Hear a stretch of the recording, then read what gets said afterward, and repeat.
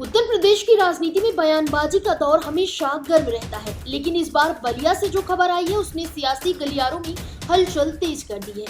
बलिया के बासडी की तेज तर्रार बीजेपी विधायक कीर्ति सिंह ने समाजवादी पार्टी को लेकर एक बेहद चौंकाने वाला दावा किया है। मेरिटार स्थित अपने आवास पर मीडिया से बातचीत करते हुए उन्होंने साफ कहा है कि 2027 के यूपी विधानसभा चुनाव के बाद समाजवादी पार्टी का नामो निशान मिट जाएगा। कीर्ति सिंह ने एक बड़ा बयान देते हुए कहा कि समाजवादी पार्टी के सांसद और विधायक बीजेपी में शामिल होने के लिए तैयार हैं और उनका स्वागत भी है। उन्होंने भविष्यवाणी की कि 2027 के चुनाव के बाद सपा में वैसे ही बड़ी टूट देखने को मिलेगी जैसे पश्चिम बंगाल में तृणमूल कांग्रेस के समय चर्चा में थी। विधायक का दावा है कि सपा के कई बड़े चेहरे जल्द ही बीजेपी में विलय कर सकते हैं। उन्होंने यहां तक कह दिया कि आने वाले समय में बीजेपी को यूपी में इतना बड़ा मैंडेट मिलेगा कि विपक्ष पूरी तरह साफ हो जाएगा। बहुत जल्द आप देखेंगे कि 27 के चुनाव के बाद इससे भी बड़ी टूटन जो है वो समाजवादी पार्टी में होगी। और समाजवादी पार्टी में टूटन होगी तो एक प्रश्न ये उठता है कि वहाँ उसके विधायक और सांसद कहाँ जाएंगे, क्योंकि भाई वहाँ बंगाल में तो एक ऑप्शन था, वहाँ चले गए।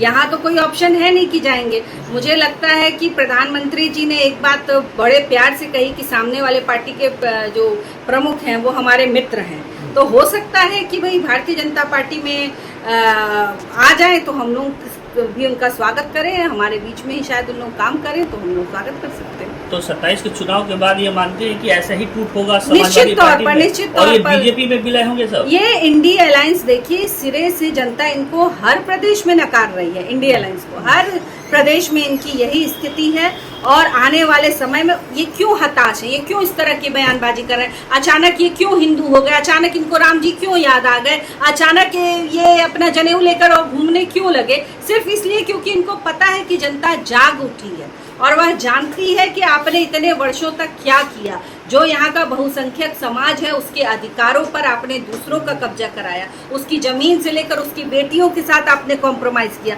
तो अब वह बहुसंख्यक समाज जाग गया है और 2027 में समाजवादी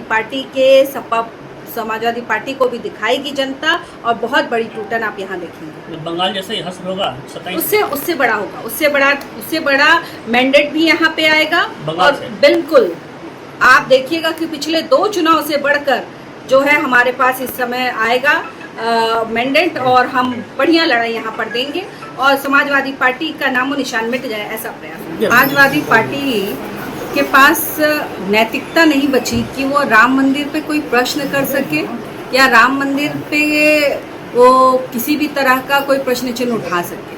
क्योंकि बड़ा ही दुखद है कि लखनऊ जहाँ पे समाजवादी पार्टी राजनीति करती है वहाँ से 45-50 मिनट की दूरी पे रामलला का नया विराजमान हुआ है, नया मंदिर बना। इतना भव्य मंदिर भारतीय जनता पार्टी की सरकार ने बनवाया है वहाँ। और 45 मिनट का रास्ता जो लोग नहीं तय कर पाए आज तक, इतने वर्षों के बाद तक कि वो दर्शन कर लें, तो वो लोग प्रश्न चिन्ह उठाते हैं, तो नैतिकता उनके पास बची नहीं। दूसरा ये कि जब सीता मैया भी आई थी तो ये आप लोगों को भी पता होगा कि अयोध्या में एक भाई ने प्रश्न उठा दिया तो उनके चरित्र को लेकर, और इतना बड़ा सीता मैया को अग्नि परीक्षा दिलवानी पड़ी थी।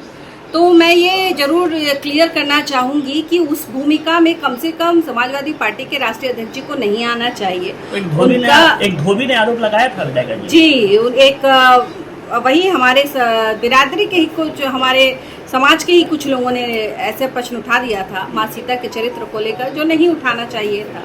तो उसी तरह आरोप यह भी लगा रहे हैं जो कि कहीं से उचित नहीं है। फिलहाल इस खबर में बस इतना ही।